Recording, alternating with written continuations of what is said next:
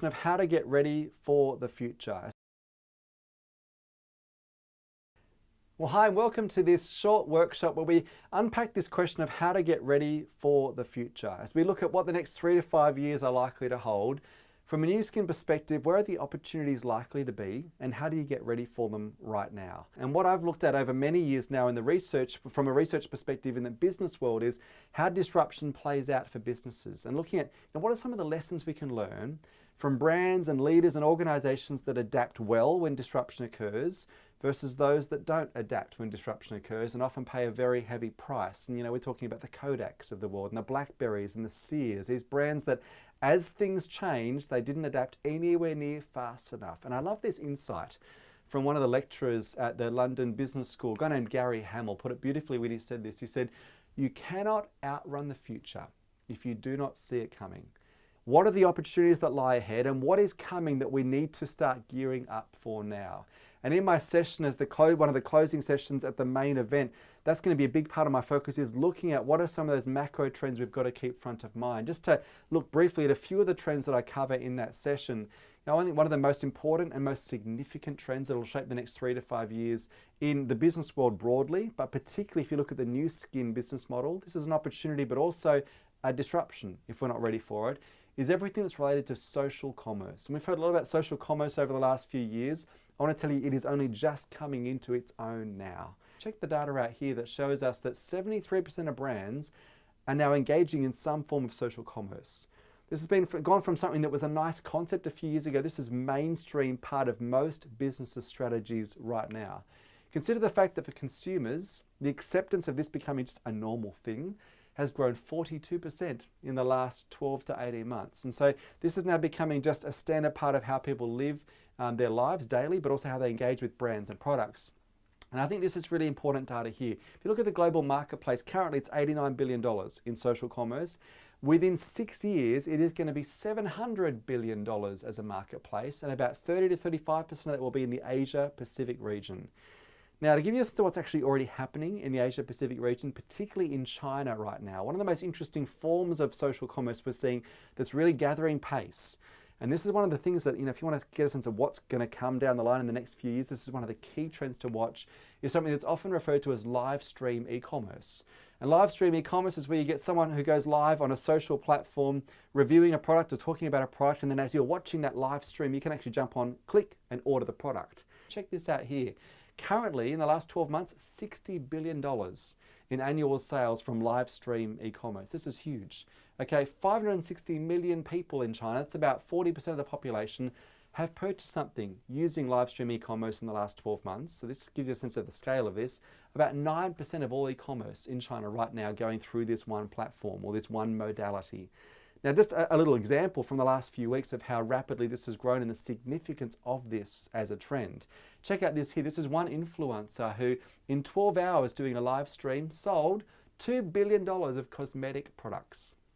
Gives you a sense of just how scalable this is as a technology and the opportunity that lies ahead for organizations and for leaders that are ready to jump onto it. But it's not just the technology side of social commerce that we need to keep an eye on if you look at the next 3 to 5 years. The shift towards different models of working, what we often refer to as the reworking of work.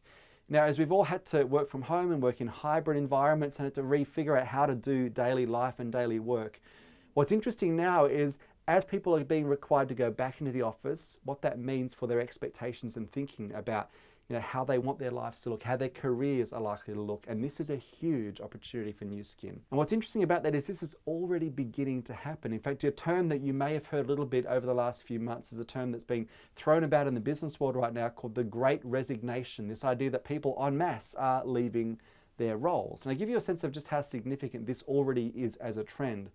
In August alone, okay, just August this year in the US, 4.3 million Americans left their roles. They're like, we're done. We want to change. And what's interesting is where they're going to, in terms of they're leaving these jobs that in many cases they've been in for many, many years. And where are they going? Not into another employed job. Many of them are actually starting businesses for themselves, or they want to get into business for themselves. So check out this data here. We've seen globally, the number of new business startups has grown 24% in the last 12 months. We've got like this wave of entrepreneurialism, people who have had a taste of autonomy and flexibility, being able to work from home, call their own shots, and they're like, we don't want to go back to the way things were. And they're looking. They're looking for opportunities. And many of the things we're seeing that are really growing as a result of this trend relate to what we often refer to as the gig economy. And you've probably heard that term used a lot over the last few years.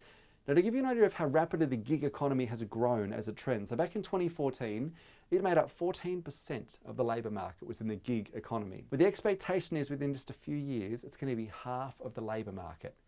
So this idea of working for yourself, running a small business of your own, is going to be increasingly mainstream. What's great about this from a new skin perspective is that you're the ideal platform. And so these create huge opportunities for you and your business over the next few years, just these couple of trends. And in the main stage session, I unpack a few other trends from a generational perspective we've got to have front of mind, because there's a lot of opportunity that does lie ahead. The challenge for all of us is, how do we make sure that we are mentally ready to adapt? How do we make sure that we are geared up to change so that we can capitalize on the opportunities when they do present themselves? And I think the great opportunity and the great challenge for all of us in doing this is to realize that we need to not let precedent get in the way of progress. And if we're not careful, we can so easily go back to precedent, the way we've always done things, things that are safe and proven and predictable, systems and processes and ways of running our businesses that we've done for months or years. And many of you would know this quote on the screen behind me. It's almost a cliche these days. Einstein was famous for saying that insanity is doing the same thing over and over again, expecting to get a different result. Again, many of you know this quote. I have a hunch he would actually define insanity the opposite way today. I reckon he would say today, you know what, it's insane. The definition of insanity is doing the same thing over and over again, expecting to get the same result. The world has changed. There have been some fundamental shifts, and whether these become disruptions or opportunities depends on whether you're willing to focus on progress and doing the new and stepping out and being bold and taking risks, or whether you shrink back to precedent, the way you've always done things. And when it comes to focusing on progress, not precedent, I want to give you a couple of questions that I'm finding with clients right now are helping to guide their thinking around how to be progress focused and not become held back by the way they've done things in the past. And the first question we need to ask ourselves consistently is this question of, like, what do we need to stop doing? What are some of the systems, processes, ways of doing things from the past that are no longer relevant? That maybe because the world has changed, we need to look at setting aside or just changing or adapting because they're no longer fit for purpose. And there's been some great examples I've seen of brands and businesses doing this over the last little while. One of my favorite examples is this company here. So Oricon, I don't know if you're familiar with them. They operate in 16 countries worldwide. They're an engineering design firm. And they realized the importance of staying cutting edge and not just going back to precedent. So a few years ago, they actually went to their team and said, okay, we want everyone in the business to submit their ideas. And here's the program we're going to call it the Dumb Things We Do initiative. We want everyone in the business to tell us what are the things that we do as a business that you think are a bit dumb, a bit outdated, no longer cutting edge, no longer super relevant. And I don't think the leadership team were quite ready for what would come back. And there were like thousands of things submitted from staff anonymously for the dumb things the business did. And what I loved is the leadership team were humble enough to realize that even though some of those things were things that they implemented themselves 5-10 years ago, times had changed. They needed to rethink them. And what they did is they gathered all of the ideas that were submitted, they cut it down to 100 things, a list of 100 common themes that had come up from all the feedback. And here's what they said to the organization, to all the staff. Okay, thanks for your submissions. Here's our commitment to you. In 100 days, we will either fix or get rid of every one of these 100 things. And this sparked a huge shift in the way the whole organization behaved. In fact, one of the leaders at Oricon said this. He said, the dumb things we do process massively energized our approach to innovation. Because we talked about innovation for years, but when people were given permission to do it and a specific mechanism for innovating, it's amazing the ideas that came forward. Now, when we think about this whole question of what are the dumb things we do, what are the things that are no longer relevant, what do we need to stop doing? Often the metaphor that comes to mind is this idea of pruning, getting rid of dead wood. And any of you who are avid gardeners would know that pruning is one of the most essential things to keeping a tree or a bush or a garden healthy over time. Now, what's interesting though is this. Many of us think about pruning as just being about getting rid of dead wood. And from a business perspective, they're the things that are outdated, that no longer work. But the reality is cutting away dead wood is really easy because dead wood is obvious. Dead wood is brittle and it's lifeless. And so cutting it away is not a big deal. And yet those of you who are gardeners would know that the actual real skill in pruning is not to cut away just the dead wood, but to cut away things that are still green, still growing, still ripe, but they're things that are no longer aligned with where you need to go. And if you're not careful, they'll detract energy from where you need to grow in the future. I love this insight from Voltaire. He said, you know what? The good is often the enemy of the best. And some of the very things you need to prune away from the way you do things in your business are good things. They still work, but if you're not careful, they'll get in the way of the best. Number two, the second question is this question of, well, what do we need to start doing?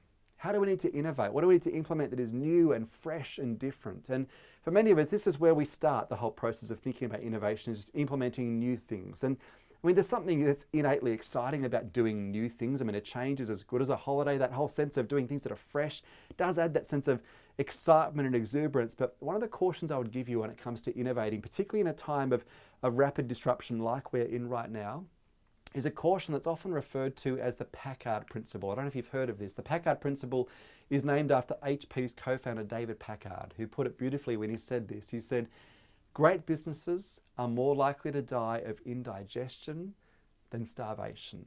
Now, what he meant by this is, when it comes to innovation, hasten slowly. Don't do too much too quickly, or don't just change for the sake of changing. We need to be innovative in a disciplined way. Be sensible. Don't just try and turn everything upside down overnight. No, don't throw the baby out with the bathwater.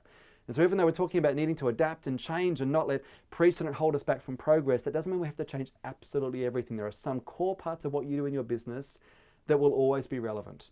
And so the question, of course, is what do we need to put in place that's new, but also what do we need to not touch, or at least not change too rapidly? Okay, number three, the third question is this one here. What should we not have stopped doing? And can I put it to you, when I'm working with a lot of my clients, this is the question that is the most valuable one.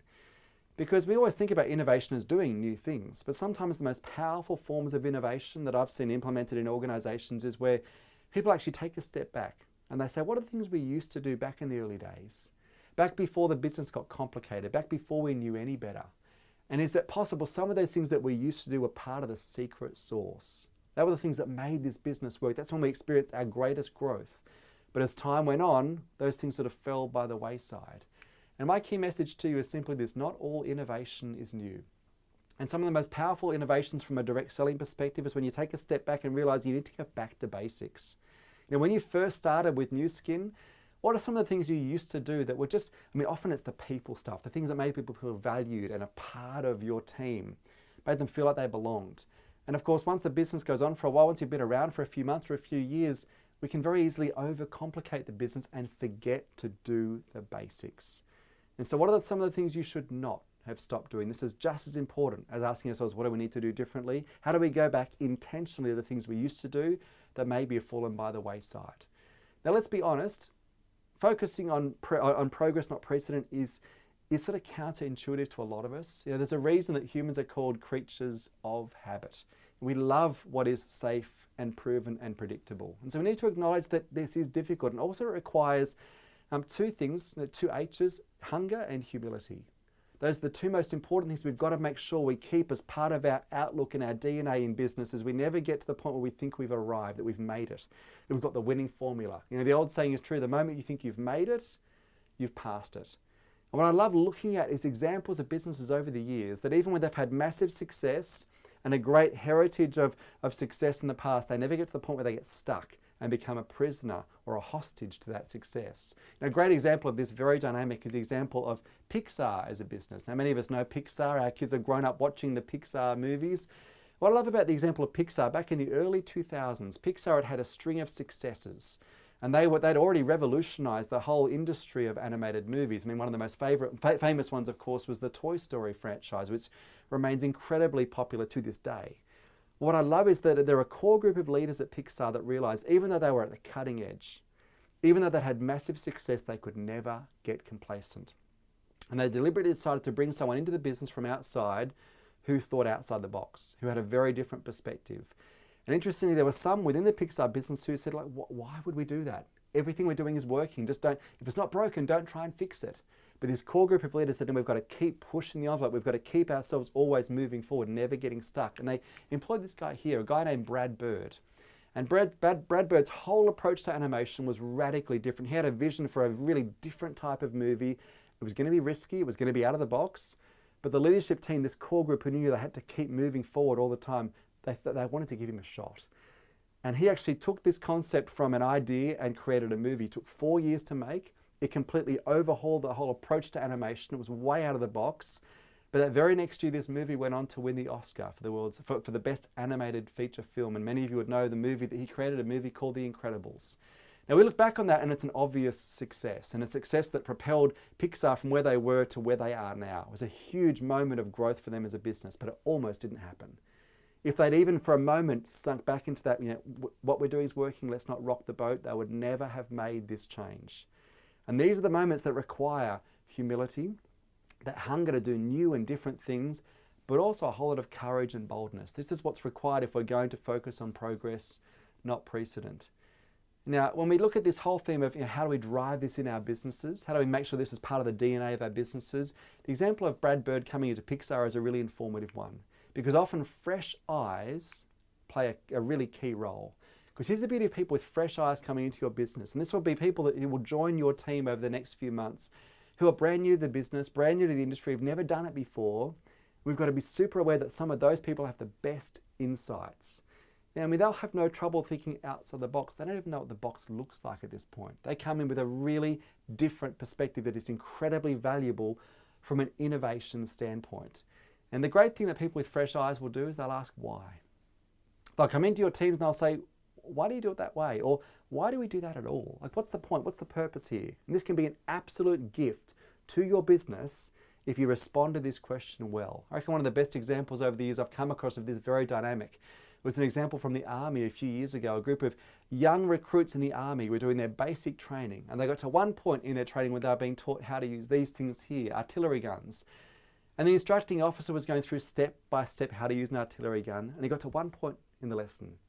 And he said, okay, when you load a round into the gun, you've got to count 8 seconds from when you load the round to when you fire it. Not 7 seconds, not 9, it's got to be 8 seconds.